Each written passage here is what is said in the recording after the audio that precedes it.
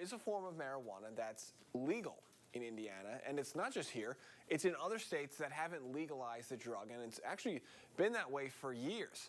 Meanwhile, Indiana Democrats are trying to legalize all cannabis and are on a statewide tour to rally supporters.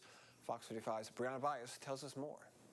Representative Sue Arrington is determined to legalize marijuana in the state of Indiana. I have introduced a cannabis bill in the Indiana legislature for the last 8 years. But every attempt has gone up in a cloud of smoke. I think the makeup of the legislature is such that the supermajority leadership, if they don't want something, it doesn't happen. January's legislative session came and went without entertaining marijuana legalization. So now she's on a statewide tour with other Democrats to rally supporters. Arrington's goal is to legalize a certain type of cannabis called Delta-9. It's the cannabis we think of when we imagine someone smoking marijuana. People use it to get high or for medicinal purposes. Delta-9 might not be legal in Indiana, but there is one type of cannabis that you can walk in and buy from pretty much any vape shop in the state.